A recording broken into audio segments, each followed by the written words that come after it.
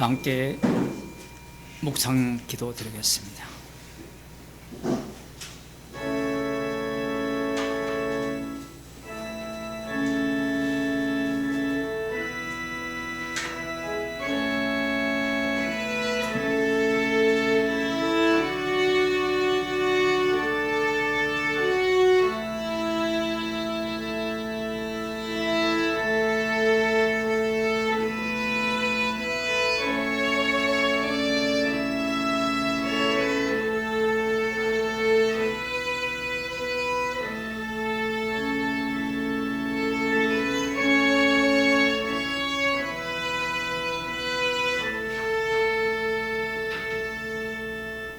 사도신경으로 신앙 고백하겠습니다. 전능하사 천지를 만드신 하나님 아버지를 내가 믿사오며 그 외아들 우리 주 예수 그리스도를 믿사오니 이는 성령으로 잉태하사 동정녀 마리아에게 나시고 본디오 빌라도에게 고난을 받사 십자가에 못 박혀 죽으시고 장사한 지 사흘 만에 죽은 자들 가운데서 다시 살아나시며 하늘에 오르사 전능하신 하나님의 우편에 앉아 계시다가 저리로서 산 자와 죽은 자를 심판하러 오시리라. 성령을 믿사오며 거룩한 공예와 성도가 서로 교통하는 것과 죄를 사하여 주시는 것과 몸이 다시 사는 것과 영원히 사는 것을 믿사옵나이다. 아멘. 하나님 말씀 잠언 26장 18절에서 19절 말씀입니다.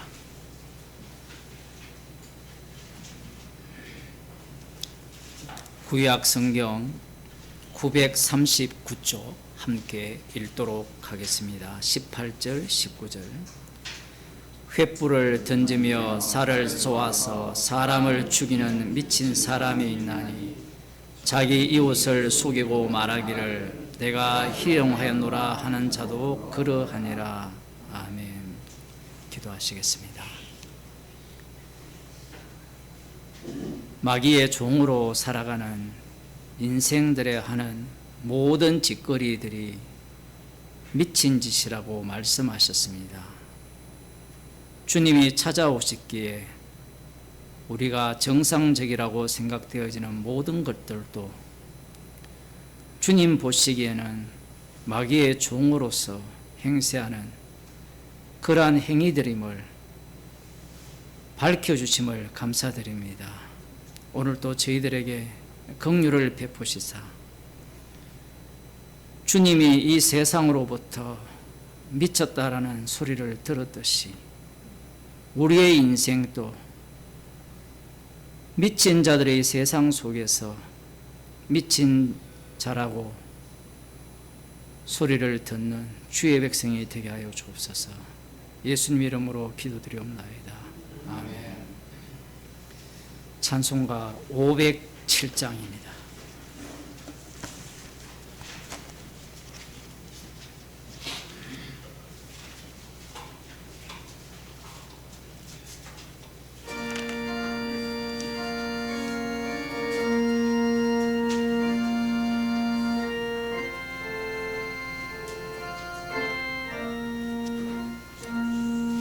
주님의 마음을 본받는 자 그 마음에 평강이 찾아오는 험악한 세상을 이기리니 하늘로부터 임함이로다. 주 주님의 마음 본받아 살면서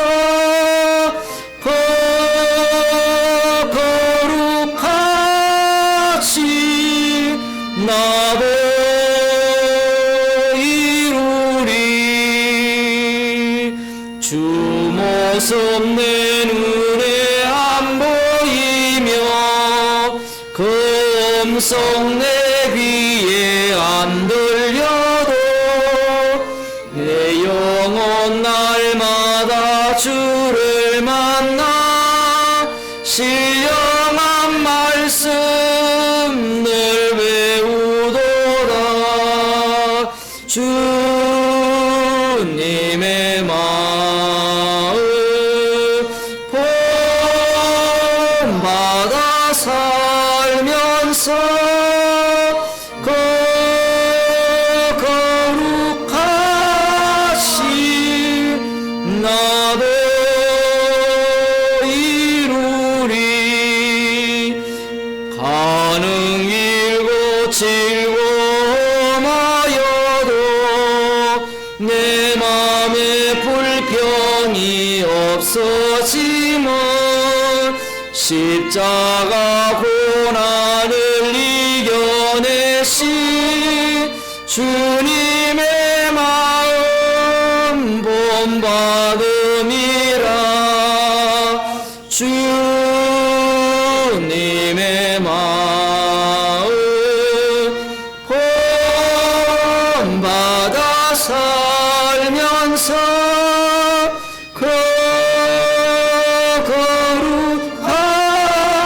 거룩하신 나도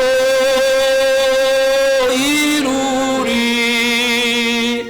주 예수 세상에 다시 오시 그날의 무성도 변화하여 주님의 빛나는 그 영상을 다 함께 보며 주 찬양하리. 주님의 마음 본받아 살면서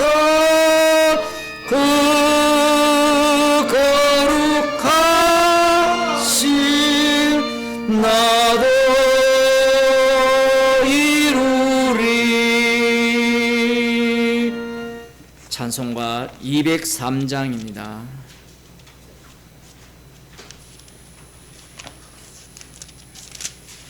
나 행한 것으로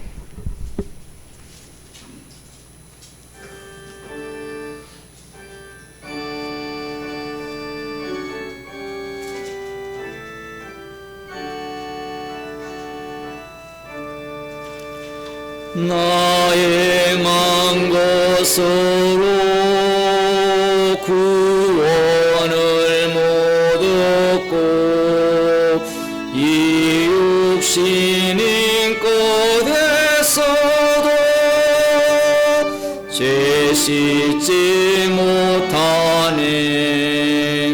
나 혼자 힘으로 내 주를 못 뵙고 나 탄식하여 울어도 내 짐을 못 벗네. 주 예수 공로만 내 짐을 벗기며 주 예수 흘린 피로서 나 평화 얻겠네. 주 예수 사랑이 내 근심 쫓으며 내 병든 영혼 고치사 참 자유 주시네. 주님께 감사와 또 찬양 드리며 하신 사랑을 늘 바라봅니다. 내 모든 근심과 내 모든 두려움 주 묻히셨던 무덤에 다 묻어버리네. 오 내 하나님 나 의지합니다. 주 예수 나를 부르사 자녀로 삼았네. 그 사랑 크시니 나 주를 기리고 주 다시 사시었으니 나 다시 살겠네.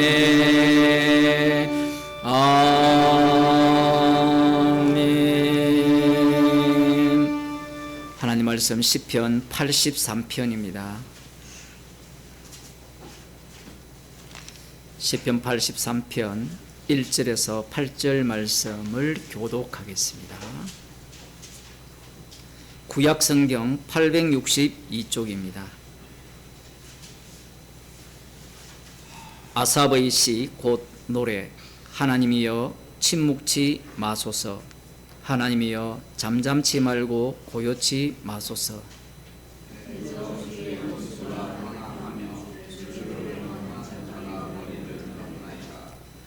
저희가 주의 백성을 치려하여 관계를 꾀하며 주의 숨긴 자를 치려고 서로 의논하여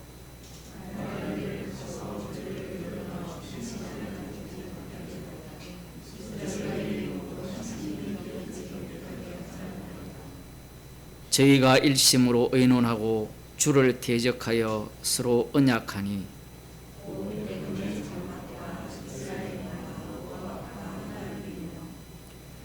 그발과 암몬과 아말렉이며 블레셋과 두로 거민이요 아수르도 저희와 연합하여 롯 자손의 도움이 되었나이다. 셀라. 아멘.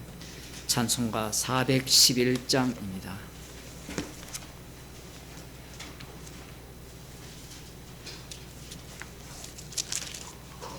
예수 사랑하심은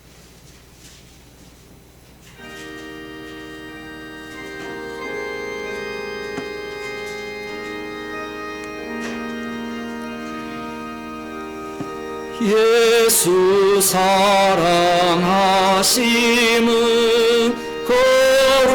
거룩하신 말일세. 우리들은 약하나 예수 권세만 도다. 날 사랑하신 날 사랑하신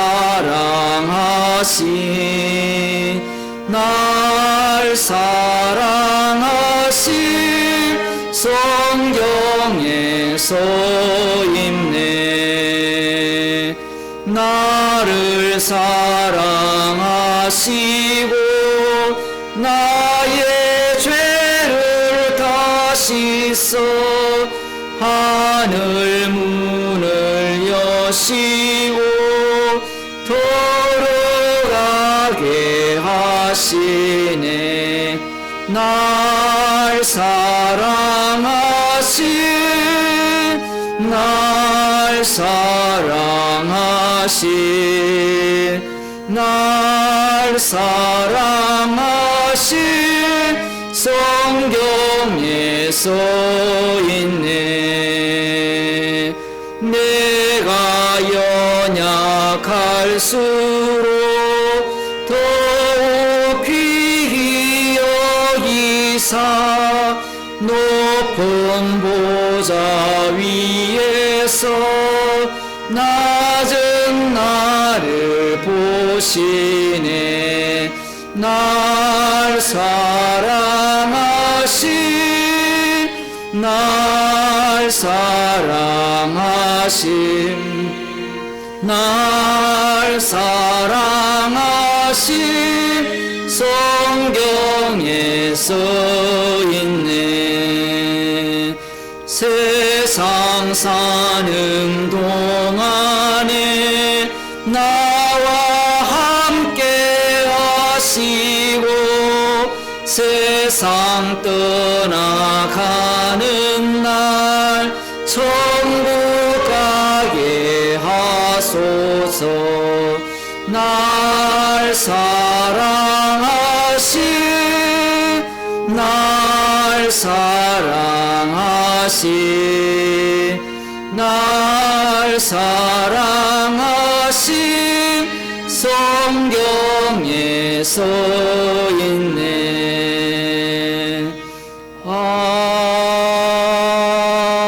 아멘. 이 시간 권범식 집사님 우리를 대표해서 기도해 주시겠습니다.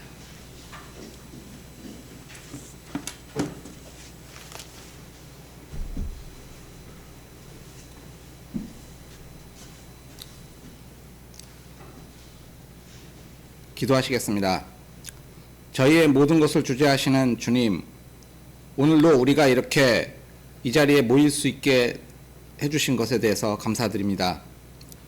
우리 죄인들은 매일 또 하루 종일 우리의 마음대로 또 우리의 필요대로 모든 것을 움직이고 의사대로 행동할 수 있다고 여깁니다.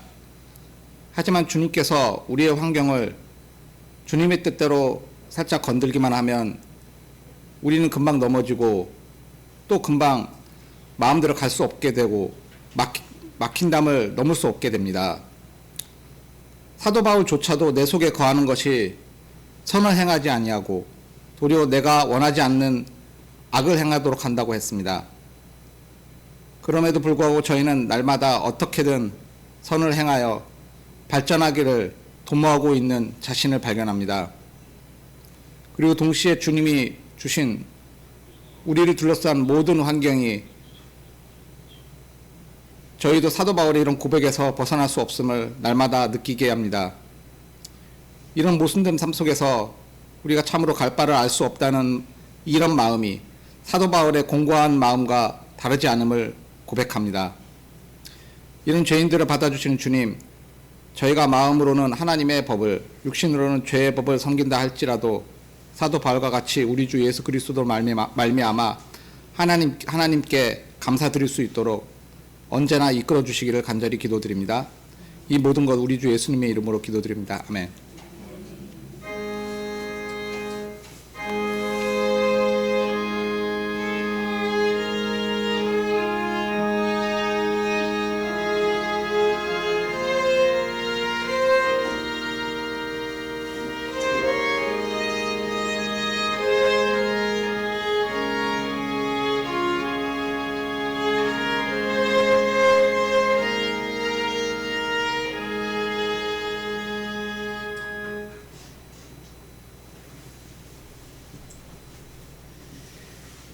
하나님 말씀 로마서 8장 1절에서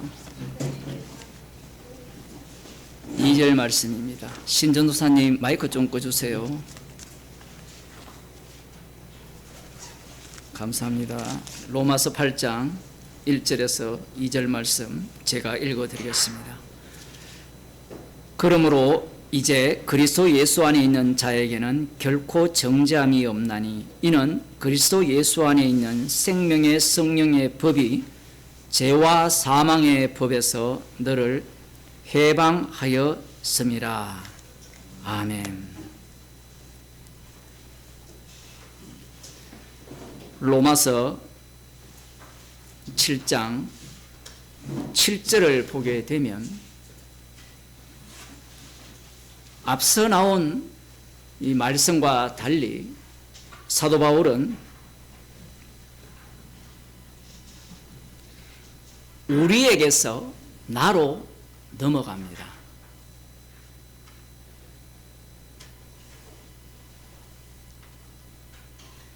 우리는 사도 바울이 어떠한 인물이기를 바랍니까?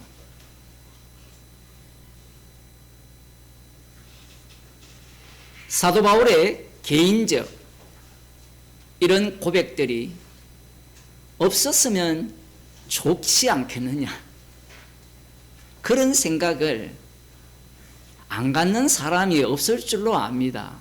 왜냐하면 우리 모두가 선악과를 먹었기 때문에 그래요. 하나님처럼 되고 싶거든요. 이 로마서를 진행을 하다가 우리라는 이야기를 계속 하다가 갑자기 개인 이야기를 하니까 화가 나요. 화가. 여러분들은 우리는 화가 안 날지 모르지만 그런 얘기 제발 좀 빼고 이야기하라는 거예요.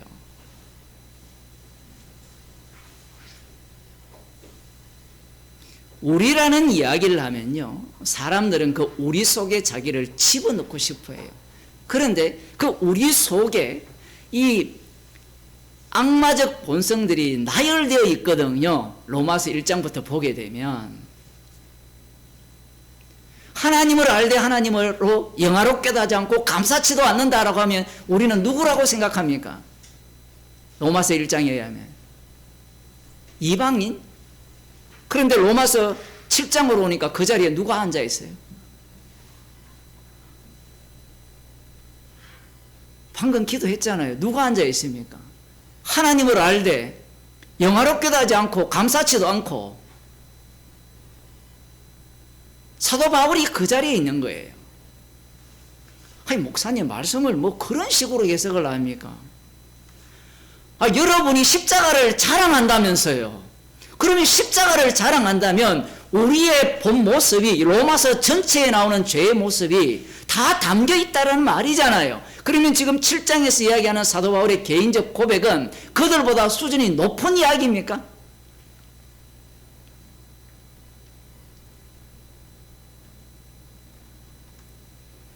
지난 수요일 날 먼저 된 자가 나중되고 나중된 자가 먼저 될 자가 많으리라 했거든요.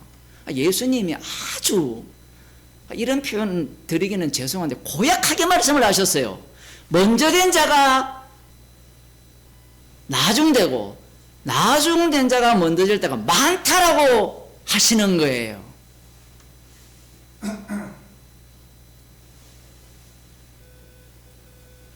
말씀의 세계는 우리의 욕망을 이루어주는 세계가 아니에요. 지금 로마서 7장에서 우리에서 나로 넘어갈 때 사람들은 굉장히 불쾌해요. 우리는 죄인 중에 개수입니다 라고 이야기할 때는 아멘 하죠. 그게 늡니다 라고 하면 화가 나는 거예요. 그런데 성경은 정반대예요. 이 다윗을 보게 되면 나단 선지자가 예를 하나 들잖아요. 갑부가 있는데 손님이 오니까 율법대로 손 대접하기를 힘쓰는 겁니다. 힘쓰는 방식이 뭔가 하면 그 힘과 권력을 이용해 딸처럼 키우는 그 가난한 자의 양을 뺏어가지고 접대를 하는 겁니다. 그 얘기를 듣자마자 다윗은 분노를 내죠. 이게 왜 그러냐 하면 이게 우리의 모습이에요. 남에 대해서는 굉장히 우리가 분노를 내고 화를 내는데 나에 대해서는 그렇지 않아요. 왜 그렇지 않느냐 하면 이게 악마적 본성을 닮았기 때문에 그래요.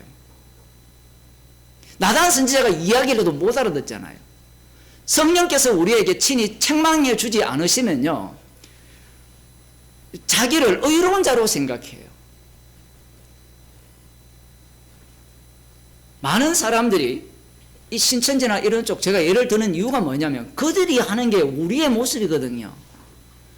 잘못된 점을 신랄하게 비난을 해요. 비판을 해요. 비판을 하는 것은 문제가 아닙니다. 그건 잘못된 것은 잘못된 거죠. 그 잘못됨이 나에게 오게 되면 어떤 자가 됩니까? 내가 바로 그 인간이에요.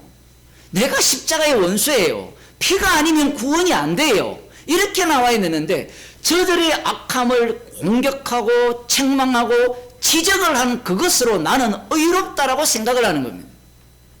그래서 그들에게 로마서는 굉장히 불쾌해요. 이 7장은 거의 로마서 중심을 차지하고 있거든요.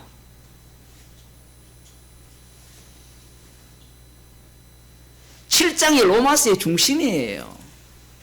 우리는 8장에 나오는 오늘 본문에 그러므로 예수 그리스도 안에 있는 자는 결코 정잠이 없나니 여기에 꽂혀가지고 예수 안에 있는 자는 정잠이 없어, 정잠이 없어, 정잠이 없어. 그래서 하고 싶은 이야기가 뭐냐예요. 하고 싶은 이야기가 뭐냐라고 이야기하면 7장에 나와야 된다는 이야기입니다.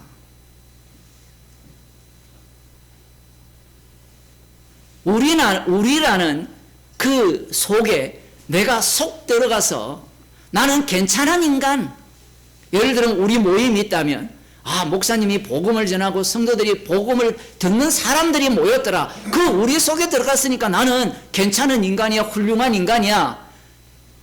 말은 다 맞다니까요. 근데 그 내부로 들어가면 오늘 이 7장에 나오는 말씀과 같이 오히려 저들이 생각하는 것과 심지어는 내가 생각하는 것과 전혀 다른 양상을 띠는 세계 속에 들어온 거예요. 아니, 복음이 전파되는 곳에 들어가면 악마가 활동을 거쳐야 될 건데 악마가 본격적으로 활동을 한다라는 겁니다. 그걸 어떻게 아느냐? 진짜 복음을 들음으로 말미암아 알 수 있는 거예요. 아니, 복음이 전파되는 곳이라면 악마가 활동을 안 해야 되지 않습니까? 그게 우리가 갖고 있는 기본 관념입니다. 그런데 오히려 이 복음의 수레죠. 사도 바울은 부를 때부터 복음의 수레로 사용했거든요. 복음을 실어 나르는 수레라면 요란 안 해야 되잖아요. 빈 깡통처럼. 근데 사도 바울을 보면 빈 깡통이에요. 너무나 적절한 예인데 우리 모습이 그러한 거예요. 성도라면 요란스럽기 싫잖아요. 우리는 꽉 찬 안정감을 추구하거든요. 로마서를 통해서 꽉 찬 안정감. 그런데 앞에서는 이렇게 좀 이해가 돼. 근데 뒤에 가니까 뭔가 7장으로 넘어가니까 거의 이제 클라이막스로 올라가는데 갑자기 막 안정감을 훼손하는 것 같아. 왜 그러냐라고 하면 오늘 본문에 나오는 그리스도 예수 안에 있는 생명의 성령의 법이 죄와 사망의 법에서 너를 해방하였음이라. 이 말씀을 정반대로 이해하고 해석을 하기 때문에 그래요.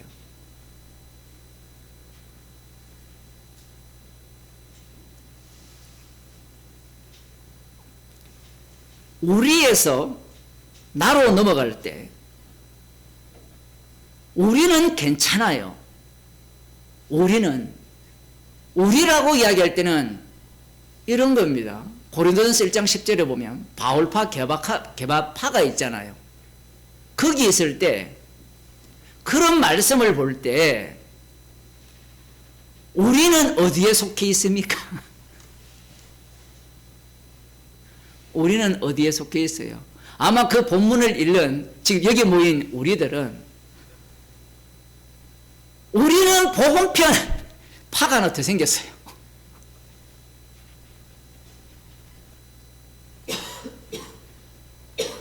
말씀이 얼마나 날카로운지를 모르기 때문에 그래요. 그 말씀을 보게 되면 말씀 앞에 찔러 쪼개어서 조각이 나야 되는데 우리라는 걸 갖고 자기의 그 악마성을 숨기는 겁니다.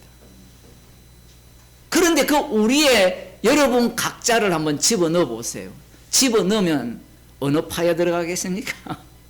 나는 그리스도에게 속했다. 근데 사도 바울은 그것도 쳐버리거든요. 그리스도에게 속했다라는 말을 할 때는 나가 부인이 안 돼요. 나는 그리스도에게 속했으니까 바울파라고 까부는 너는 까불지 마라고 하는 거예요.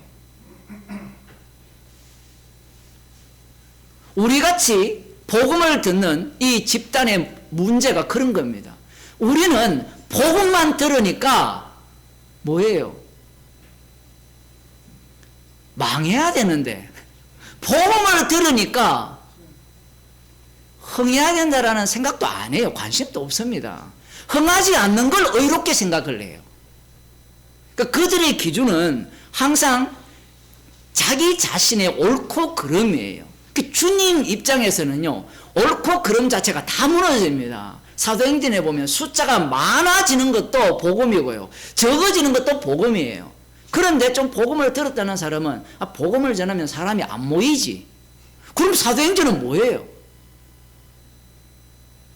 에이, 그거는 한때였지. 자기 마음대로 해석을 해요. 주님은 사람을 안 모이게 하셨어도 복음을 전파하게 하시고, 모이게 하셨어도 복음을 전파해요. 모여봤자 죄인들이 더 많이 모이죠. 근데 사람들은요, 더 많이 모이는 그 죄인들의 모임을 싫어해요. 왜 싫어합니까?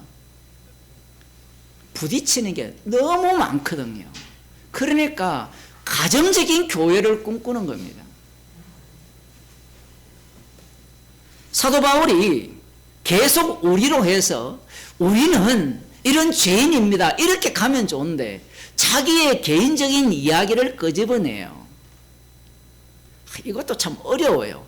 목사가 개인적인 이야기를 끄집어내는 것이 두 가지 종류로 나눠지거든요. 하나는 자기의 의로움을 드러내기 위해서고요, 다른 하나는 자기의 죄인됨을 드러내기 위해서예요.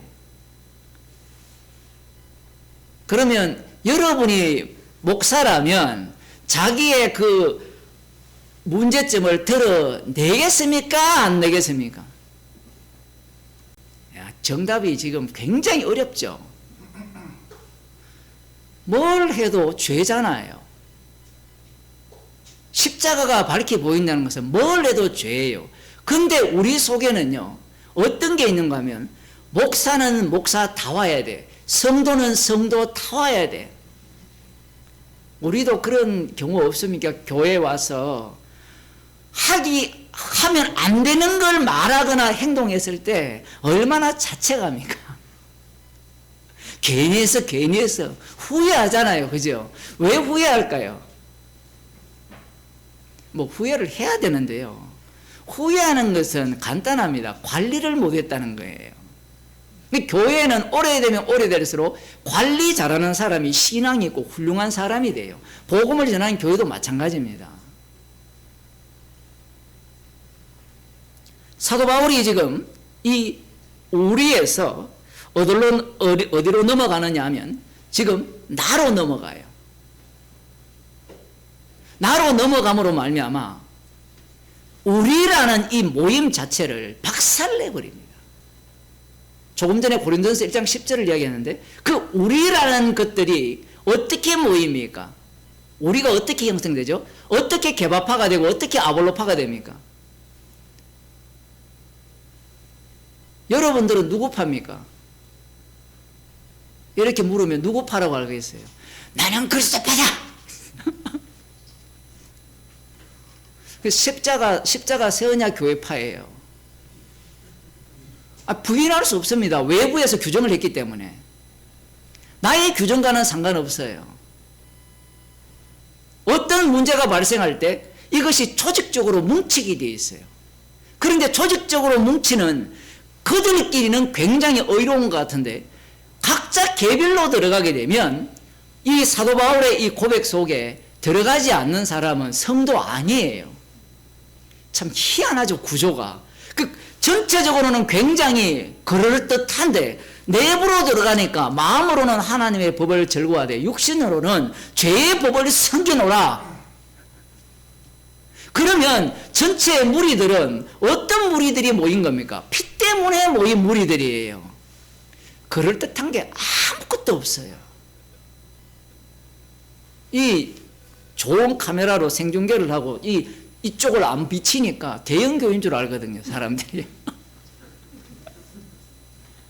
아니, 바이올린 소리도 나고 피아노 소리도 나니까, 피아노도 이상한 피아노지만, 맨날 삐비삐비 소리가 나지만, 반주자의 문제가 아니고 기계의 문제입니다. 그러면 또, 뭐 탓을 하지 않는다 그런데, 이 설교 녹음도 제가 그걸 못해서 그래요. 지난 수요일은 완전히 작업이 나서 녹취하시는 분이 새롭게 녹음한 거 올렸는데, 개인으로 들어가게 되면 말씀이라는 것이 우리에게 떨어지고 우리에게 떨어졌을 때 개인에게 떨어지는 거죠. 개인에게 떨어지면 철저하게 지금 말씀에 의하면 이 자신과 이 내적인 전쟁 속에 들어가는 거예요. 이 내적인 전쟁 속에 들어간 자가 뭘 꺼내놓느냐라고 하면 지금 내적 전쟁을 하는 사도 바울이 뭘 꺼내놓습니까? 이게 내적 전쟁을 하지 않는 자는 뭘 꺼내놓는가 하면요, 오름을 꺼내놓아요. 오름을. 이 독특해요. 오름을 꺼내놓는데 지금 사도 바울은 앞부분에 나오는 모든 것들이 인간의 오름, 인간의 의로움, 율법의 한 의, 화목제물이 등장했다라는 것은 의는 없나니 하나도 없다라는 것이 예수 믿기 전이나 믿은 후나 다 포함되는 내용임을 지금 선언하고 있는 거예요. 그런데 이 말씀을 읽으면서, 말씀을 들으면서 인간들은 자기의 의로움을 내세우고 싶은 겁니다. 그 방식이 뭐냐면 지금 사도 바울은 의로운 걸 내세울 수 있어요, 없어요? 지금 상황 자체가. 나중에 고린도전서 가면 이상한 이야기 하거든요. 정반대되는 이야기 합니다. 나는 나의 잘못을 전혀, 나는 나를 판단하지 않는다 이야기예요. 근데 로마서 보면 꼭 자기를 판단한 것 같잖아요. 판단하는 게 아니라 완전히 휘말린 겁니다. 그러면 바울이 자기 자신의 그 내면적인 상황이 치열한 상황이죠. 자, 여기에서 지난주 살짝 지나갔는데 내가 원하는 바는 하지 않고, 이게 참 어려워요. 왜냐하면 이 원하는 바를 이야기하면 사람들은 자꾸 무엇을 주장하는가 하면 바리새인과 서기관처럼 율법주의자로 주장을 해요. 맞아요. 그런데 그러면 그 원하는 바가 우리에게는 없어야 되느냐라고 하면 반드시 있습니다. 성도는 말씀을 읽지 않는 자들은 원하는 바가 없어요. 여러분 원하는 바가 없습니까? 성경을 읽어보면 원하는 바가 없어요. 우리의 원하는 바가 우리 주 예수 그리스도로 말미암아 감사하리로다, 이게 원하는 바 아닙니까? 내 이웃을 내 몸같이 사랑하라, 그 말씀대로 살고 싶지 않나요? 에이 목사님, 그런 거는요 우리 다 뗐어요. 그건 십자가 이야기하는 거 하지 않습니까? 십자가 사건이 일어나려면 그 말씀 자체 속에 우리가 합류당해야 됩니다. 지난 시간에도 말씀드렸잖아요. 모든 말씀은 법이라고요. 법. 왜 법으로 다가오느냐 하면 우리가 선악과를 먹었기 때문에 복음을 들어도 이 법 체제를 우리가 깨지 않아요. 깨지 않기 때문에 율법은 선하다 했잖아요. 똑같아요. 복음도 선합니다. 복음이 선한데 복음이 우리에게 들어오면 이 복음적 요소를, 지금 복음적 요소는 사건이거든요. 사건이라는 것은 과정을 담고 있는데 우리는 그것을, 과정을 빼버리고 결과에, 정답의 나를 위치시키려고 한다라는 겁니다.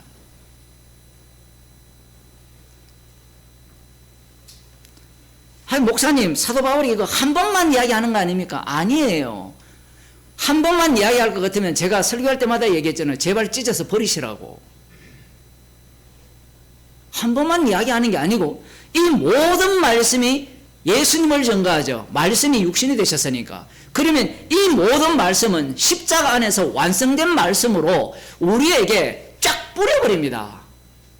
뿌려버리면 성도는 날마다 이거 너무 식상하니까 그래도 어쩔 수 없어요. 이 말씀 자체가 우리에게 계속해서 새롭게 다가오는 겁니다. 말씀이 살아서 역사한다는 이야기예요.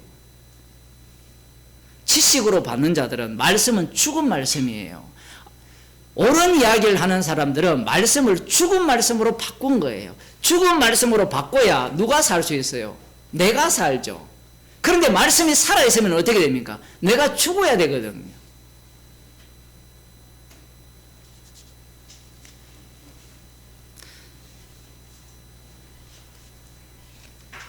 20절에 보면, 20절 하기 전에 5절을 보면 우리가 육신에 있을 때에는 율법으로 말미암는 죄의 정욕이 우리 지체 중에 역사하여 우리로 사망을 위하여 열매를 맺게 하였더니 이 5절 말씀도 쉽지 않은 말씀이에요. 왜냐하면 죄의 정욕이 우리 지체 중에 역사하여, 이 지체라는 언어가 이 중첩으로 사용되거든요.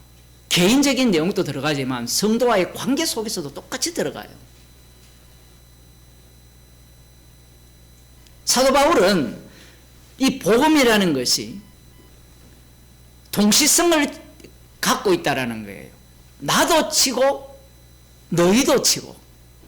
근데 인간은 동시성이 돼요, 안 돼요? 안 되죠. 동시성이 안 돼요. 그 설교자라는 것이 얼마나 어려우냐 하면, 우리를 치게 되면 나를 놓치게 되고, 나를 치면 우리를 놓치게 돼요. 그거 걱정 안 해도 돼요. 성령이 없는 사람은 어디를 이야기해도요, 관련 없습니다.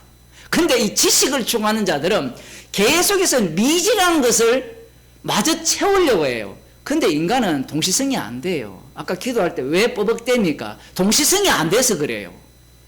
복음이라는 것은 동시성이거든요. 그리스도 안에서는 십자가에서 다 이루신 사건인데 우리는 그 두 사건을 동시에 못 담아요.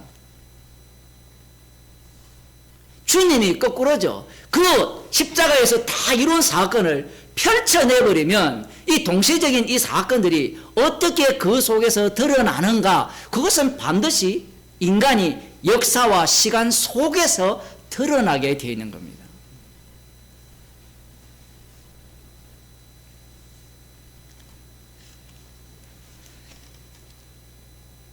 (21절을) 보면, 그러므로 7장 내가 한 법을 깨달아노니 곧 선을 행하기 원하는 나에게 악이 함께 있는 것이로다. 완전히 이 율법을 뛰어넘었는데 또 다른 법이 사로잡히죠. 이 법체계에 무한대입니다. 정답 복음을 들은 사람은 이걸 이해 못해요. 무슨 말인지. 뭐 우리가 법 아래 있다라고 이야기합니까? 이야기하는데, 그러면 사도 바울이 이야기하는 걸 그러면 버립시다. 구원파처럼 이거 옛날 옛적에 지 개인 고백으로 버려야 돼요. 그리고 성경 말씀을 다 찢어 버려야 돼요. 서로 용납하라가 법입니까? 법이 아닙니까?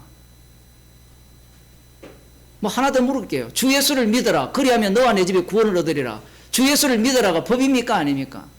에이, 목사님, 그거는 주님의 말씀이죠. 그래, 믿어야 구원을 얻어요? 안 믿어야 구원을 얻어요? 한번 대답해 보라고요.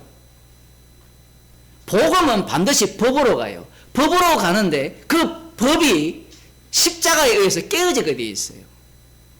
법으로 가면 인간은 반응은 내가 믿는다가 나오죠. 그 내가 믿는다는 것이 깨어지는 자리가 이 성령이 임하는 자리입니다. 그런데 인간은 육 속이기 때문에 조금 후에도 하겠지만 성령이 하시는 일을 인간이 할 수가 없어요. 방금 예를 들었지만 고린도서 16장에 나오는 주 예수를 믿는 것은 가능해요. 누가? 내가. 맞죠? 그리하면 너와 내 집이 구원을 얻는다는 것은 인간이 할 수 있습니까? 없습니까? 할 수 없죠. 왜? 구원은 추상명사입니다. 나 구원 얻어서 백날 이야기해도 사람들이 뭐라 합니까? 네 구원 얻은 증거대로 하잖아요. 그런데 나 믿어요라고 할 때는 믿습니다라고 하는 것은 보일 수 있어요. 눈으로. 말씀은 이 두 가지 요소가 같이 작동을 해요. 같이 작동을 하는데 조금 더 이야기를 하자면, 우리가 복음을 듣다 보면 복음을 어떻게 전해야 됩니까? 라는 질문을 하는 이유가 뭐냐면, 우리가 너무 고참 방정식이 되었어요. 아니, 그냥 원래 여러분들이 기존교회 다닐 때처럼 전하면 돼요. 다른 방법이 없어요. 근데 우리는 뭔가 다른 방법이 있다라고 생각해요. 있다라고 생각하는 방식 중에 기껏해 하나가 주님이 택했으면 믿겠지. 성경에 그렇게 전도한 적이 없어요. 복음을 전하니까 주 예수를 믿으라고 하니까 그들 중에 믿는 자가 있고 믿지 않는 자가 있으니까 성경은 뭐라고 하는가 하면 영생 주시기로 작정된 자만 믿더라라고 하는 거예요. 역사 속에 먼저 펼쳐놓고 십자가에서 다 이루심을 다시 그 속에서 확인하는 작업을 하는데, 우리는 주님이 다 이루셨으니까 자기도 그 자리에 가서 정인이 되고자 하는 것이 아니라 주님이 다 이룬 걸 나도 한번 구경할래, 이렇게 되는 거예요. 제가 이렇게 말씀드린 이유는 저의 딜레마였던 거예요. 똑같았습니다. 복음을 듣게 되면 이 진리의 체계를 알게 되면 사람으로는 불가능하잖아요. 불가능한데 예수님이 하시는 그 모습이나 사도 바울이나 뭐 베드로나 복음을 전할 때 보면 똑같아요. 물론 예수 믿으면 복 받는다. 이것도 똑같아요. 예수 믿으면 복 받잖아요.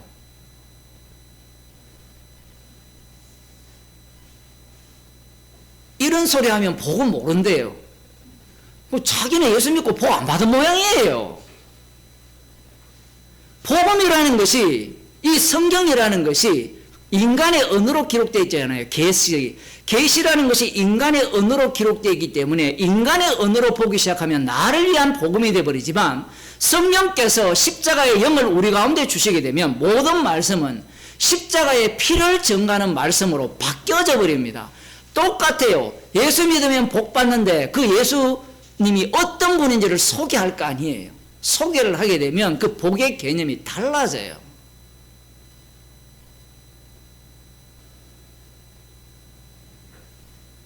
우리는 성질이 급해서 주님과 함께 죽는 게 복입니다. 그것도 맞아요. 그러나 그 주님이 어떤 일을 하셨는가, 그분이 무슨 일을 하셨는가, 그 얘기를 해야 될 거 아니에요.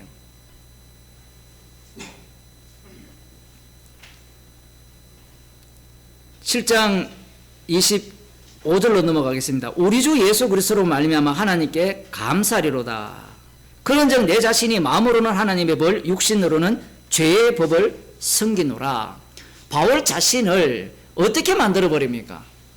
철저하게 죄인 중에 개수로 만들어 버려요. 우리가 만일에 이런 고백을 한다면 뭐라고 하겠어요? 자, 우리가 복음을 다 들었잖아요. 지금까지. 이런 고백을 하면 뭐라 하겠어요?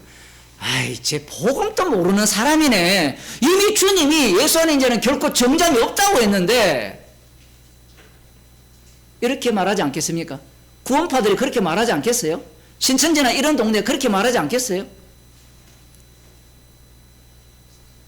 하나님의 교회가 왜 어머니 하나님을 주장합니까? 푸근하거든요. 다 받아주거든요.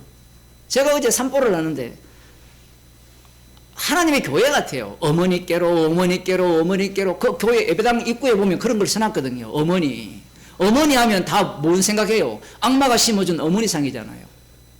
하나님 아버지 하면 뭐예요? 심판조가 먼저 떠오르잖아요. 에이씨, 화가 나.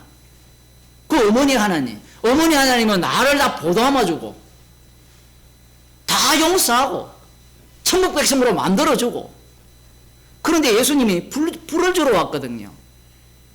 불심판하러 오셨어요. 그 불심판을 드러내지 못하는 복음은 복음이 아니에요.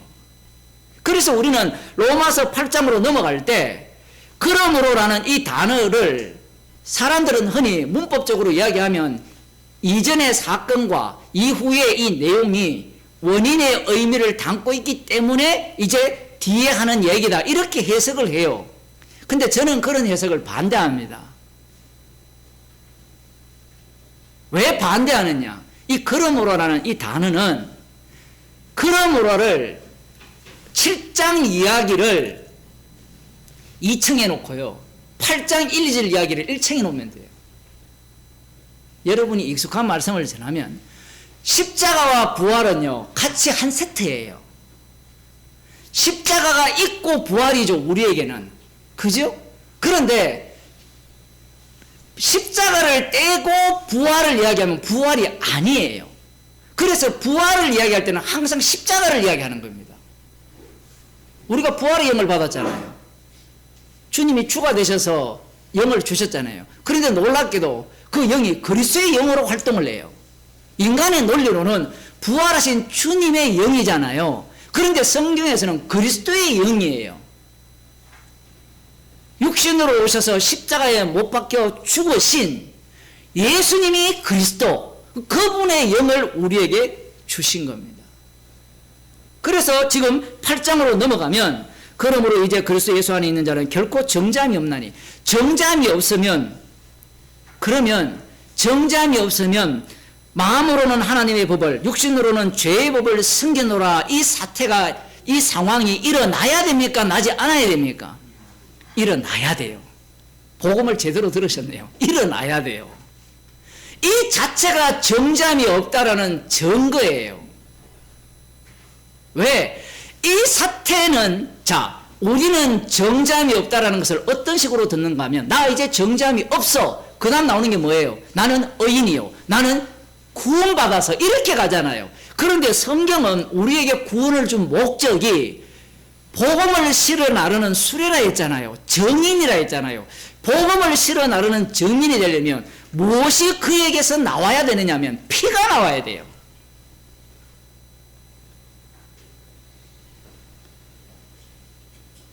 정답을 추구하는 사람은 이런 말기도 못 알아들어요. 왜 못 알아듣냐면 결코 정답이 없으면 나 복음 다 알아요.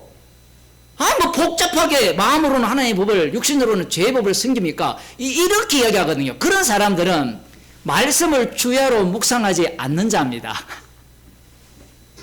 시편에 복 있는 자를 이야기할 때, 복 있는 자는 말씀을 주야로 묵상하는 자라 할 때 그걸 신약 시대의 성도들은 날려버리죠. 왜? 말씀을 주야로 묵상해서 어디에 써먹으려고?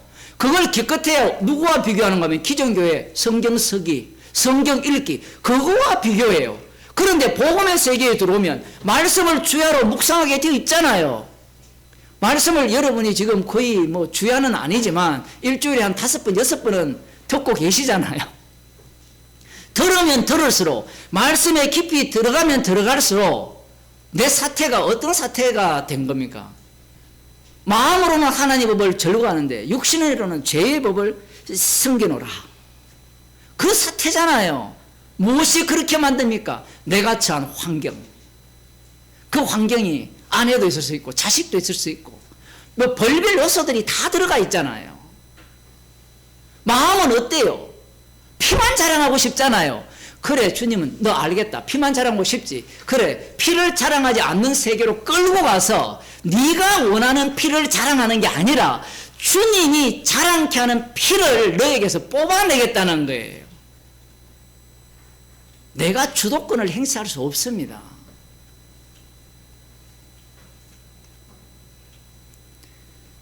이제 니인이라는 단어인데, 이제 25절에 보면 단어가, 동사들이 다 현재형이에요. 현재형. 현재형이라고요. 그리고 더 놀라운 것은 지난 시간에도 얘기했지만 현재 능동태입니다. 내가 그러는 거예요. 그런데 앞서서 뭐라 했습니까?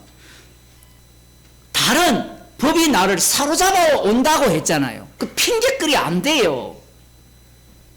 악마가 한 짓은 악마가 한 짓이 맞고요. 그 다음 내가 한 짓은 내가 한 짓이 맞아요.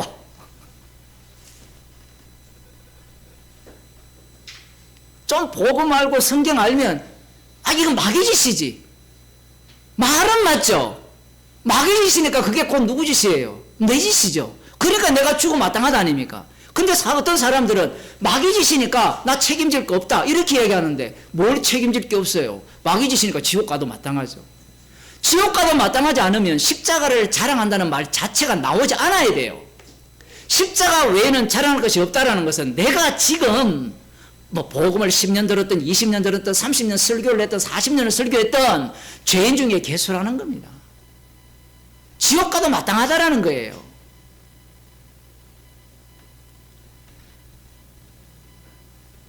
그러므로 이제 그리스도 예수 안에 있는 자는 결코 정죄함이 없다. 결코 정죄함이 없다라는 거예요. 결코 정죄함이 없기 때문에 지금 로마서 7장에서 사도 바울이 공고한 자라는 그 상황 속으로 내몰리는 겁니다.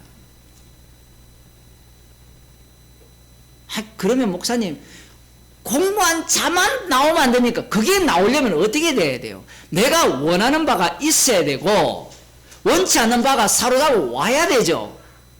마음으로는 하나님의 법을 즐거워해야 돼요. 십자가 피를 믿는다는 사람의 특징이 뭔가요? 나 피를 믿어 이야기해요. 맨날 정당만 내뱉어요. 피를 믿는다는 것은 마지막 결론이에요. 결론. 그 결론이 나오려면 과정이 있었어야 될 거예요. 과정. 그 과정을 지금 사도 바울이 자기 개인적 이야기를 통해서 끄집어내는 겁니다.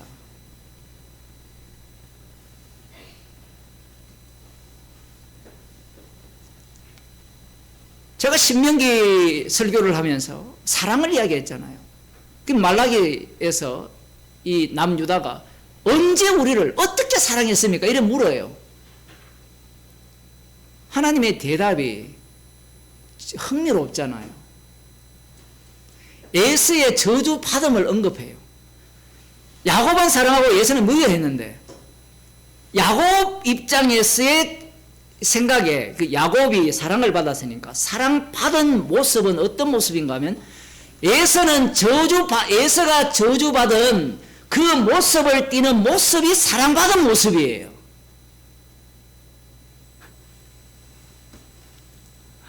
바벨론 포로에서 돌아와서 세월이 흘렀는데 현 상황이 엉망진창이잖아요. 그 말라기에 보면 11조를 제대로 안 해서 너희들의 소득이 이렇다. 그래서 창고에 채워보라. 하나님이 부어주지 않겠느냐. 시험해보라. 이런 말씀을 하셨잖아요. 그러면 이 전체가 사랑이에요. 전체 사랑. 우리가 자녀를 사랑한다는 것은 뭐가 사랑입니까?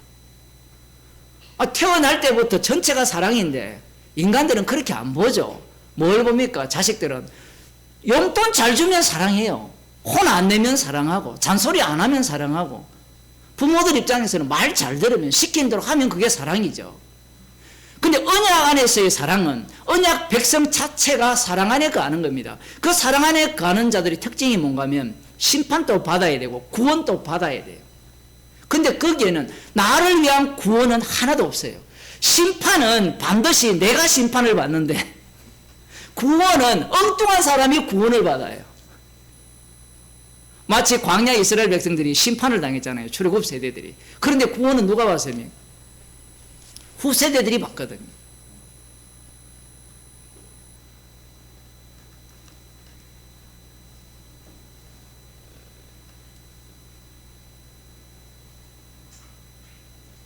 그리스도 예수 안에 있는 자에게는 결코 정죄함이 없느니. 얼마나 유명한 말씀입니까? 이거 여러분이 소유하고 싶잖아요. 정죄함이 없다. 자, 여기에서 또 한 가지 더 들어가면 양심의 가책이라는 게 있잖아요. 양심의 가책은 무엇과 만나는 거면 나의 의로움과 만나게 돼요. 나의 의로움은 십자가 피를 제거합니다. 그 양심의 가책과 어디와 만나는 거면 율법과 만나죠. 율법을 지키는 바리새인과 서기관들이 율법의 의로는 흠이 없는 자의 모습을 보이려고 하는 거예요. 흠이 없는 모습을 보이자고 할 때 예수님이 죄인을 부르러 왔다라고 할 때 분노를 내잖아요. 그죠? 분노를 내는 겁니다. 그런데 지금 사도 바울이 성령을 받게 되니까 과거의 율법을 이해하는 그 율법 이해가 다 달라져 버립니다. 십자가와 만나게 하게 한 주님의 조치, 십자가 피를 증거하기 위한 주님의 조치라는 거예요. 그게 2절에 나옵니다. 이는 그리스도 예수 안에 있는 생명의 성령의 법이 죄와 사망의 법에서 너를 해방하였음이라. 이렇게 나와요. 죄와 사망의 법이 똑같이 노모스라고 율법을 이야기해요. 지금 앞부분에 생명의 성령의 법이라고 해석되어 있잖아요. 여러분이 갖고 있는 성경 중에는 율법으로 되어 있는 성경이 있을지 모르겠어요. 생명의 성령의 율법이라고 해버리면 사람들이 알레르기 반응을 일으키거든요. 아니, 성령이 어떻게 이 율법과 연관이 되느냐? 율법과 연관이 되죠. 그리스도 예수 안에 있는 생명의 성령의 법이에요. 율법이에요. 그러면 그리스도 안에서 작동하겠죠. 그 십자가를 드러내는 십자가 사건 속으로 몰아가는 생명의 성령의 율법이 되는 겁니다. 히브리서에 나오잖아요. 하나님의 말씀은 살았고 운동력에서 찔러 쪼갠다 하잖아요. 성령께서 하시는 일이 무엇입니까? 책망이잖아요. 그럼 책망을 하려면 여러분 책망한다고 많이 들었죠? 성령이 하는 일은 책망하는 일입니다. 요한복음 16장에 나오잖아요. 그러면 책망을 하려면 뭘 갖고 책망을 해요? 기준이 있어야 될 거 아니에요. 기준이 뭐예요? 성도라면 피만 자랑하고 싶잖아요. 그게 기준이 돼요. 그 피만 자랑하기 위한 또 시스템을 주님이 마련하는데, 책망을 받으려면 기준이 있어야 되고, 그 기준의 내용에 들어가게 되면 내가 원하는 바여야 돼요. 원하는 바인데 못하니까 어떻게 합니까? 책망을 하는 거예요. 책망을 당하니까 죄인 중에 개수로 드러나는 겁니다. 사람들은 여기에 생명의 성령의 율법으로 번역하자는 사람도 있어요. 역사적으로 보면 율법으로 하면 안 된다는 거예요. 율법을 언급하는 순간 마치 뭐가 되는 것 같아요? 바리새인과 서기관 되는 것 같거든요. 이들은 뭘 모르는가 하면, 바울 서신 뒤에 보면 이 로마서도 마찬가지지만 법들이 쏟아집니다. 법들이 쏟아지고 이 법들이 무엇을 다 삼키는가 하면, 이미 마태복음 5장에 나와요. 산상설교에 나오는 그 법들이 구약의 율법을 다 삼킵니다. 다 전체를 삼켜가지고 성도를 어디로 몰아가는가 하면 십자가 피를 증거하는 자리로 몰아가게 되어 있어요.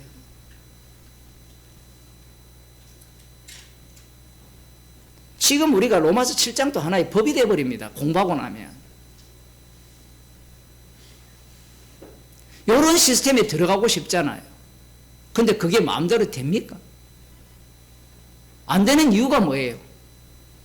나를 장악하고 있는 다른 세력이 있고, 그 세력에 사로잡히고, 주님은 쥐어짜죠. 마치 출애굽기에 나오는 그 노예 생활의 고역함을 인하여서 부르짖듯이 그 부르짖음 속으로 몰아넣어서 우리 주 예수 그리스도로 말미암아 감사하고, 그러면 상대에서 뭐라고 하는가 하면, 그 꼴로 사는 게 예수 안에 있는 자가 결코 정죄함이 없느냐라고 할 거예요. 근데 사도 바울은 이게 바로 결코 정죄함이 없는 성도의 모습이라는 겁니다.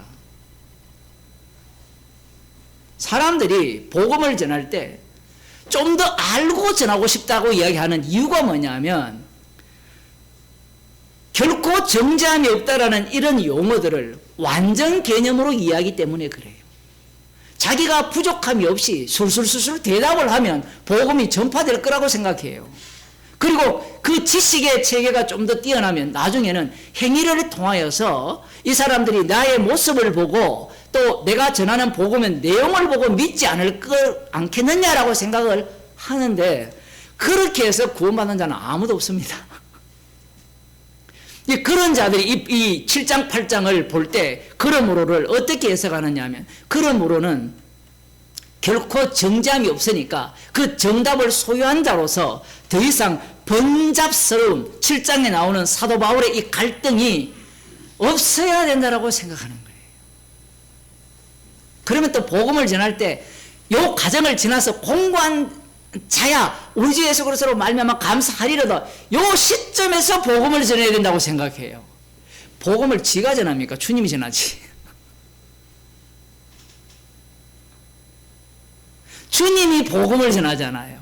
그러면 주님이 복음을 누구한테 전합니까? 복음을 전한다고 하는 본인에게 전하거든요. 본인이 책망을 받고 십자가로 말미암아 감사한다라고 나와야 되는데, 본인은 책망 안 받을 생각을 해요.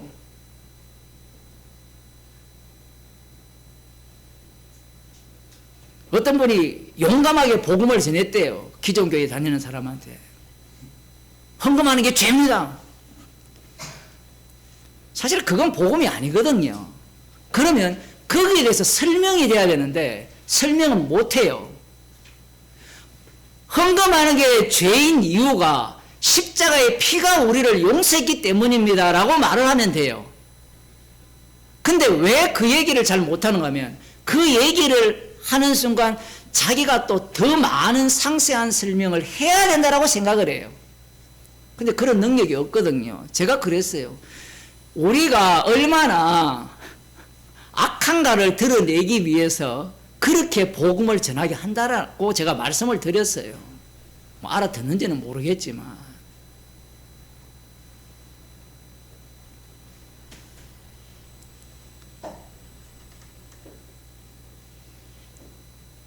생명의 성령의 율법이 죄와 사망의 법에서 너를 해방하였습니다. 이게 해방하였다라는 것은 과거예요. 또 완료를 갖고 오죠. 이미 생명의 성령의 법이 해방했기 때문에 차후적으로 지금 사도 바울이 7장에서 이 갈등 속에 있는 공관자로 몰아넣는 그 속에 있다라는 겁니다. 그러면 또 손들고 목사님, 그러면 그 갈등 속에 있으면 구원을 얻습니까? 천만의 말씀이에요. 그래서 말씀이 어려운 거예요. 왜냐하면 인간은 따라잡는 것은 다 따라잡거든요. 흥미로운 것은 앞서도 말씀드린 것 같이 공고한 것은 내가 가능해요. 내가 원하는 바가 있고 그래 못 사는 바가 있기 때문에 공고하는 것까지는 되고, 그런데 예수 안에 있는 자는 결코 정잠이 없다라는 것은 또 어디로 가버립니까? 추상으로 가버려요. 그러니까 그걸 또 끄집어내기 위해서 다시 어디로 갑니까? 자기 속에서 나오는 그걸 끄집어내려고 해요. 이 로마서 7장을 이해하려면 구약을 또 이해를 해야 돼요. 왜냐하면 뒤에 보면 야곱은 사랑하고 에서는 미워했다라는 내용이 나오기 때문에 그 사랑과 미움이 계속해서 바꿉니다. 자리 바꿈이 일어나요. 제가 지난 시간도 그런 말씀 드렸잖아요. 그죠? 이 DNA 구조가 두 가닥으로 이렇게 되어 있잖아요. 이게 연결되어 있잖아요. 그죠? 근데 이 성도는 이게 연결 구조가 없어요. 다 단락이에요. 단락. 나는 이걸 지속하고 싶은데 주님은 계속해서 새로운 피조물로 만들어요. 그 내용이 어디에 나오는가 하면 간단하게 보여주는 장면이 데마와 아니면 가룟유다에서 나오고요. 구약에 나옵니다. 구약을 잘 보세요. 유월절 어린 양의 피로 구원을 했잖아요. 고린도전서에 보면 예수님이 유월절 어린 양이 되시잖아요. 그러면 그들이 구원을 얻었으면 그 다음 어떻게 해야 돼요? 이제 우리가 거기에 대한 질문이 나올 거 아닙니까? 그러면 우리는 흔히 그들이 약속의 땅에 못 들어갔으니까 피로 구원을 받았지만 순종해야 된다라고 생각을 하잖아요. 그런데 그 말씀은 어린 양의 피로 구원 받은 자가 보여주는 내용이 뭐냐면 어린 양의 피가 심판도 하고 구원도 한다는 것을 보여주는 역할로서의 이스라엘이 되어버려요. 그래서 흥미로운 점은 피로 구원을 받았지만 시내산 밑에서 죽임을 당하는 자들이 있어요. 죽임을 당하는 자가 있어요. 그러면 그 죽임을 당하는 자가, 자 질문해 보겠습니다. 속으로 답변해 보세요. 지금 구원을 받았을까요? 못 받았을까요? 이게 정말 어려운 질문이거든요. 성경에는요 획일적으로 이야기를 하지 않아요. 모세는 약속의 땅에 못 들어갔지만 구원을 받았죠. 피로. 그죠? 그런데 히브리서에서는 강팍했기 때문에 그 약속을 받지 못했다라고 이야기를 해요. 우리는 구약은 아직 그림자이기 때문에 그들 모두가 못 들어가도 구원받지 않았느냐 그렇게 생각할지 모르지만 그건 구원론적 해석이죠. 그런데 언약 중심으로 해석하면 언약에는 반드시 지옥 갈 때는 지옥 보내버립니다. 사실 이거는 중요하지 않는데 해석을 할 때 왜 그렇게 해석을 하느냐 이야기예요.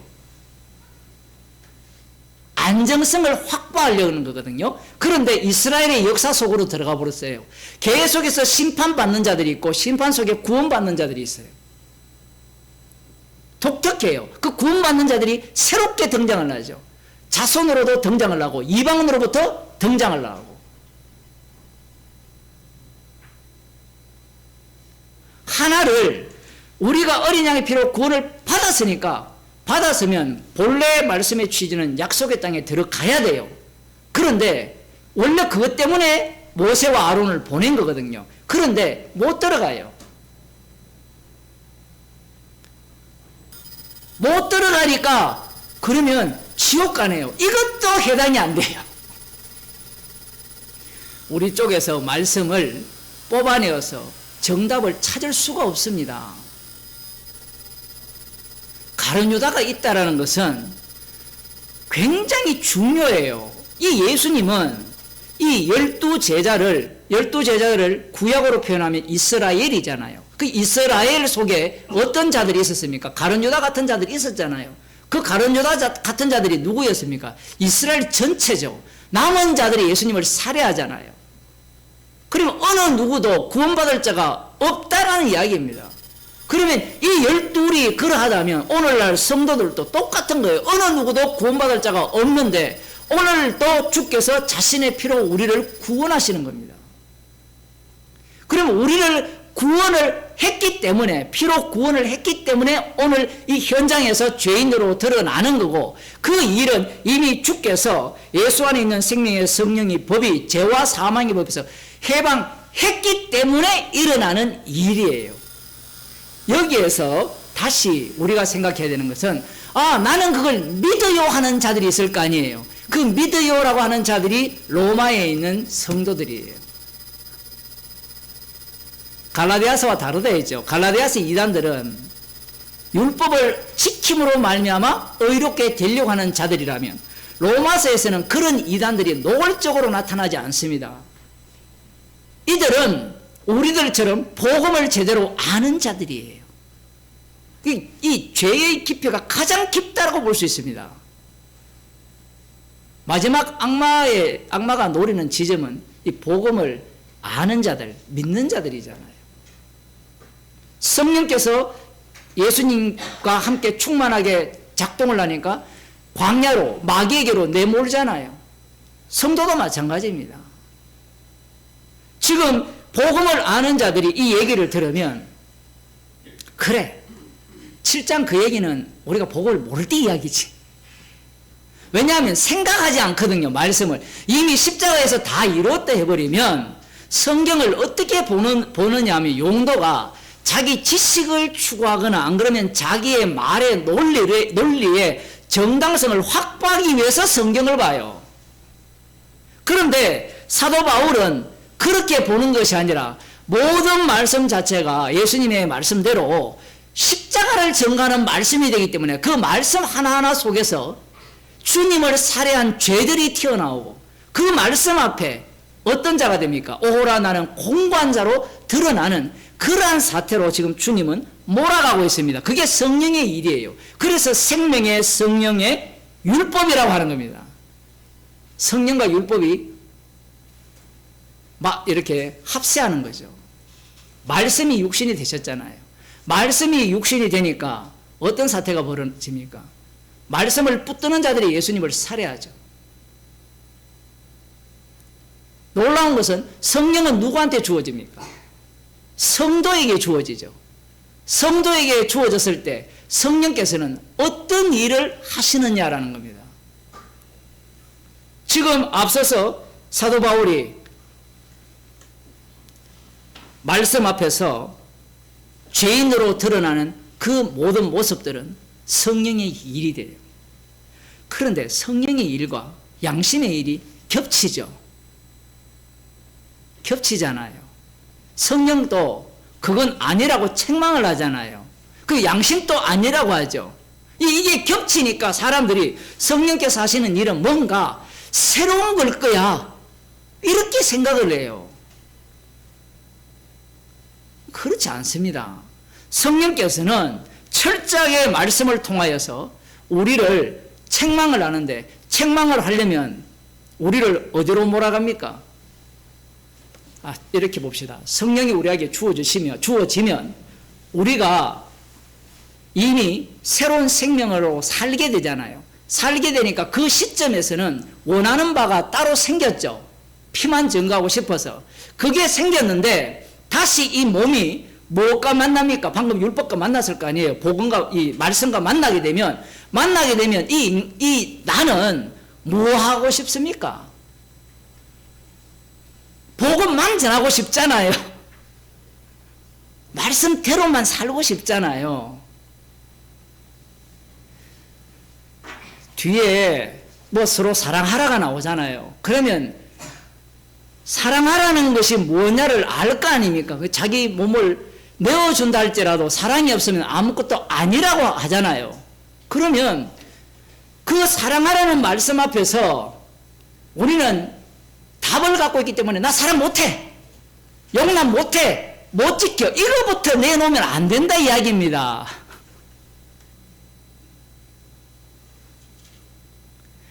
이 사람이 희한한 게요, 말씀에 대해서는 그렇게 하는데 여러분이 일상생활은 그렇게 돼요, 안 돼요? 안 되잖아요. 시간과 그 관계 속에 엮이잖아요. 엮여요. 복음이 나오려면 엮여야 되는 겁니다. 나중에 사도 바울이 8장 후반부는 이 복음을 핍박하는 자와 엮이게 되고, 후반부에서는 이제 교인들, 성도 간의 관계 속으로 엮어버리죠. 엮어버리면 이 죄가 본물처럼 쏟아지게 되어 있어요. 주님은 그 쏟아지는 하나하나를 다 언급을 해요. 우리는 나 죄인이야 뭉텅거리로 이야기하고 싶잖아요. 뭉텅거리로 이야기하고 싶은 그 모습이 다윗의 모습이에요. 나 그거 알아. 나 그거 죄인 줄 알아. 그런 놈은 죽여야 돼. 근데 개별화가 되면, 이 복음 내용이 세세하게 개별화가 되면 정말 이건 죄인 중에 개수. 우리가 그거 모릅니까? 다 알잖아요. 아는데 말씀 앞에 내 자신이 적나라하게 드러나게 되면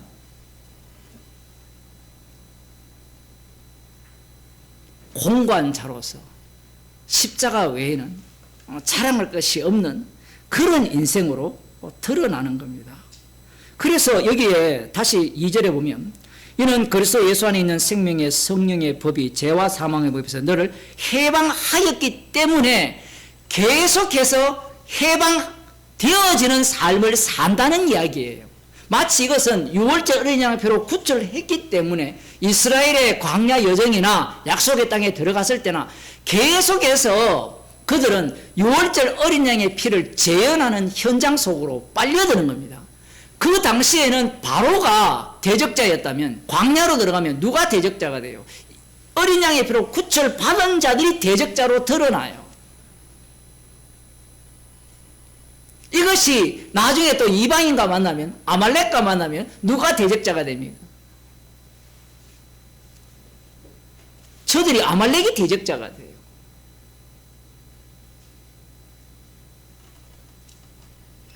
우리는 말씀을 획일화시키려고 하죠. 정답화시키려고 합니다. 정답을 자꾸 요구하기 때문에 이런 말씀들을, 자 이제 그리스도, 그러므로 이제 그리스도 예수 안에 있는 자는 결코 정죄함이 없나니, 자 여러분 이제 예수 안에 있는 자는 결코 정죄함이 없나니, 이는 그리스도 예수 안에 있는 생명의 성령의 법이 죄와 사망의 법에서 너를 해방하였습니다. 이건 과거에서 십자가에서 입이 다 이루었습니다. 정죄함이 없습니다. 맞죠? 정죄함이 없기 때문에 계속해서 우리는 마음으로는 하나님의 법을, 육신으로는 죄의 법을 섬기면서 오호라 나는 공고한 자라는 그 세계 속으로 빨려 들어가야 돼요. 우리는 현실에서 탈출하고 싶잖아요. 우리 육신이 죽을 때까지는 주님은 이 현실 상황 속에서 탈출 안 시킵니다. 왜? 복음의 정인이기 때문에 그래요. 야, 이것만 없으면 내가 주님을 잘 섬길 것 같죠? 그게 말라기에 나오는 유대인들의 이 12조죠. 우리를 사랑했으면 왜 이 모양 이 꼴입니까?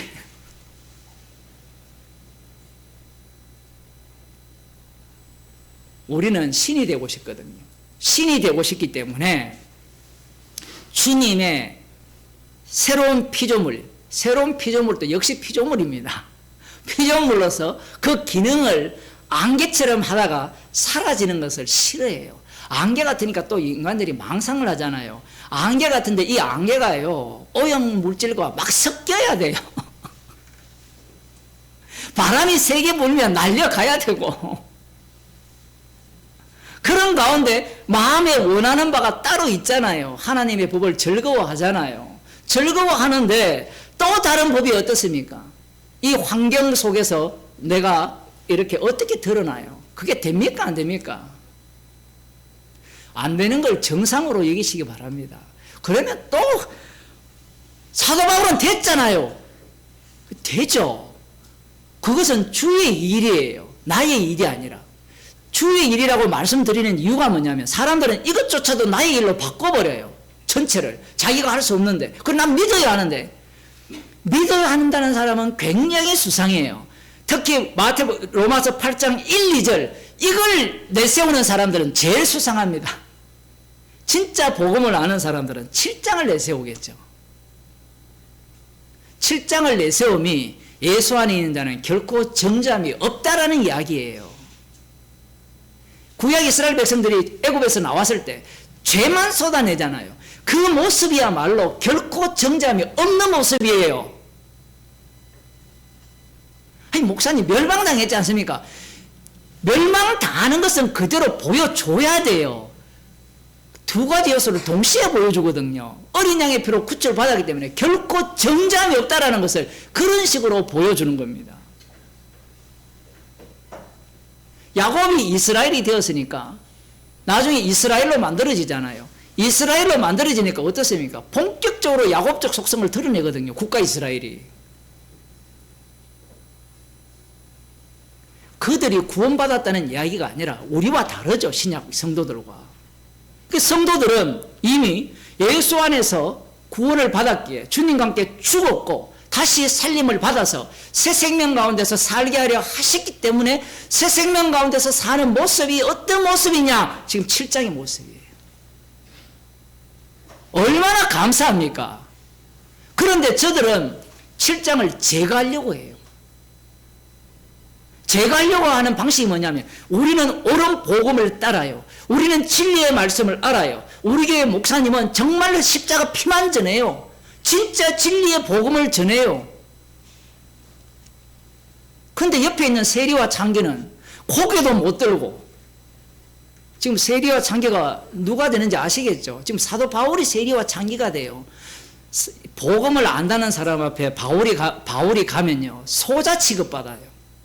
왜 소자 취급받는가 하면 네 그것도 몰라 아직도 그 자리에 있어?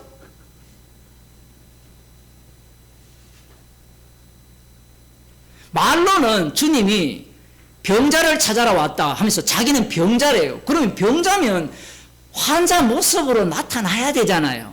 근데 정말로 이상한 게 환자인 것을 환자라고 하는 것을 의롭게 여겨요.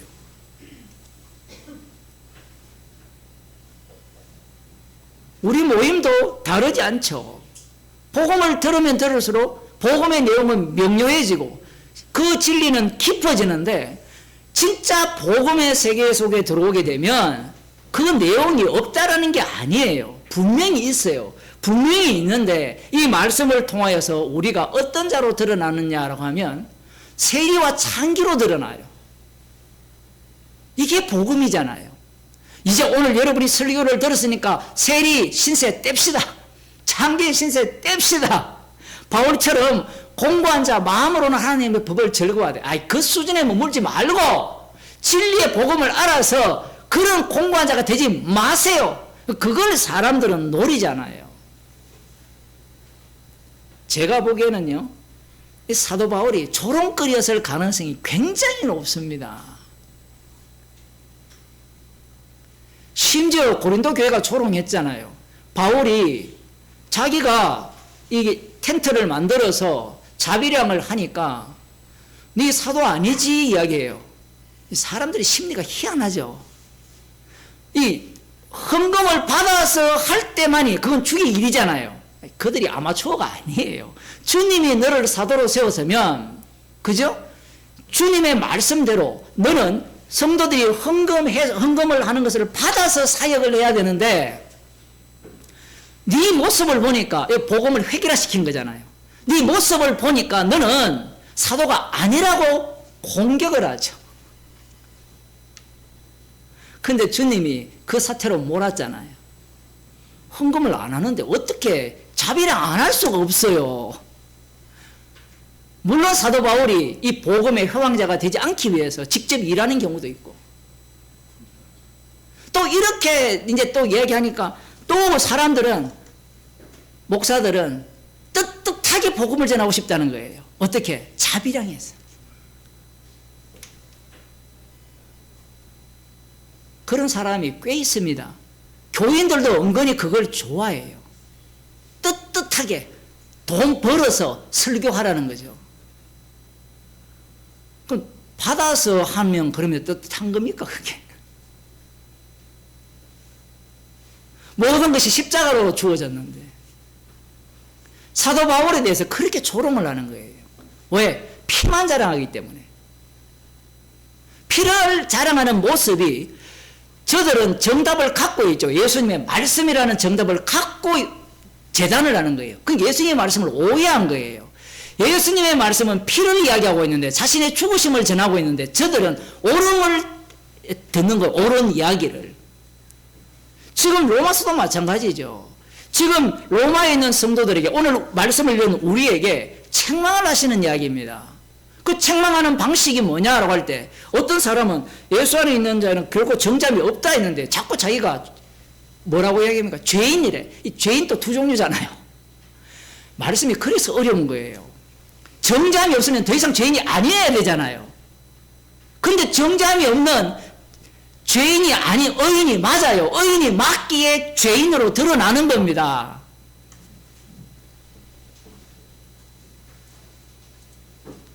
말씀을 성령으로 듣지 않으면 지식으로 듣게 되죠. 지식으로 듣게 되면 무엇이 문제가 되는가 하면, 지식의 특징은 역사라는 게 있어가지고 계속해서 진보가 됩니다. 진보가 되고 발전이 돼야 돼요. 우리도 그런 생각을 하잖아요. 계속해서 발전이 되는 것이 지식을 많이 끌어당기는 거잖아요. 그런데 말씀이 육신이 되어서 말씀을 해석을 해보니까 창세기부터 계시록까지 다 뚫어버리면 뭐가 나옵니까? 십자가가 나와요. 그래서 에베소서에서 죄가 닿은 곳에 은혜가 넘친다라고 하는 겁니다. 말씀을 깊이 들어가면 들어갈수록 우리가 알지 못하는 죄들이 계속해서 쏟아져 나오죠. 우리도 로마서 7장에서 8장 넘어갈 때 우리의 마음이 어떤 마음이기를 바라는가 하면, 예수하는 자는 결코 정잠이 없다. 그래 됐어. 이렇게 살고 싶잖아요.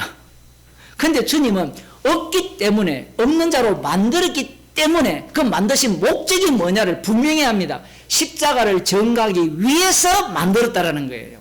그러면 어떻게 가야 되는가 하면, 예수님이 말씀이 육신이 되시잖아요. 말로만 십자가에서 다 이뤘다 해도 되잖아요. 우리의 논리에 의하면. 이게 영지주의자들이 그렇거든요. 그런데 굳이 예수님이 말씀이 육신이 되셔서 십자가에서 다 이루시고 성령을 우리에게 주셔서 지식만 속 주면 되잖아요. 성령을 주셨으니 지식만 속 주면 믿어버리면 되잖아요. 그런데 성령은 지식만 속 주는 게 아니라 이미 말씀을 우리 마음에 다 넣어버리면 뭐가 나온다 했습니까? 방금 이야기한 십자가가 나온다 했잖아요. 말씀의 성취가 예수님이니까. 그리고 말씀을 우리 속에 다 넣어서 성령께서 우리를 어떻게 인도합니까? 예수님이 말씀이 육신이 되셔서 십자가에 달려 죽으신 그 길로 우리를 친히 인도하세요. 그러면 예수님과 우리의 차이점은, 예수님은 로마서 8장에 나오지만 맏아들이고 우리는 양자예요. 양자는 아들의 피를 자랑하는 양자예요. 그것을 증거하려면 우리는 두 요소가 동시에 나와야 됩니다. 지금 7장 8장에 보면, 8장으로 넘어가면 복음 때문에 고난당하는 이야기가 나오거든요. 복음 때문에 고난당하니까 나는 의롭다 하는 자는 없습니다. 그 내용을 7장을 갖고 덮쳐버리면 복음은 복음대로 전파되고 나는 뭘로 드러나요? 죄인 중에 개수로 드러나는 거예요. 우리는 복음을 전하니까 나는 의인이요, 나는 훌륭한 사람이요, 괜찮은 인간이요, 이렇게 몰아가고 싶잖아요. 그래서 말씀은 동시성입니다. 동시성이란 말은 입 다물어야, 입 다물어. 욥처럼 정말 주님을 만나게 되면 입을 다물게 되죠. 입을. 분명한 것은 7장이 있어야 8장이 있어요. 그죠? 그래야 피를 전할 거 아닙니까? 물론 뭐 8장이 있어서 7장으로 돌아올 수도 있어요. 이거 순서는 뒤죽박죽이 될 수도 있어요. 그러나 이 8장 1, 2절에 나오는 생명의 성령의 법이 죄와 사망의 법에서 너를 해방하였다라는 이 상황이 우리의 현실 속에 펼쳐진다라는 것을 우리들이 말씀을 통하여서 확인하는 겁니다. 그러니 우리의 생애가 예수 안에 있는 자는 결코 정죄함이 없는 자로서 그리스도 예수 안에 있는 성령의 율법을 꼭 집어넣어야 돼요. 율법을 빼버리면 사람들이 성경을 날려버립니다. 성령의 율법을 집어넣어야 돼요. 이 모든 게 율법이기 때문에.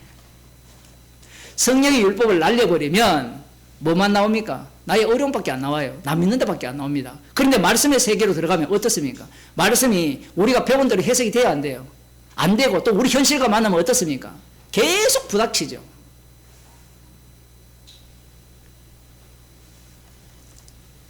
주님이 이미 해방하셨기 때문에 죄와 사망의 법에서 너라는 것이 어떤 사본에는 나로 되어 있거든요. 이것도 참 고민이에요. 나로 해야 이 7장과 연결이 되거든요. 사실은 의도적인 것 같아요. 나를 해방하였습니다. 그렇게 하면 7장과 완전히 연결이 되잖아요. 생명의 성령의 법이 나를 해방하였습니다. 이러면 이제 구원받았다고 하는 자들, 복음 안다고 하는 자들이 어떻게 되겠습니까? 길길이 날뛰겠죠. 기도하겠습니다. 하나님 아버지, 주님께서 십자가에서 다 이루시고 죄와 사망의 법에서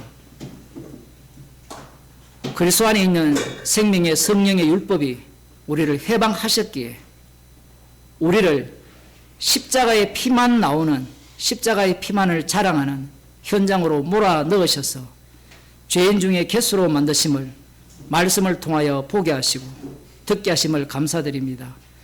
우리의 인생이 십자가에서 다 이루신 주님의 피 공로만을 자랑하는 그 죄인으로 드러나는 현장으로 살려짐을 감사하는 주의 백성이 되게 하여 주옵소서. 주 예수 그리스도의 은혜와 하나님 아버지의 크신 사랑과 성령의 교통하심이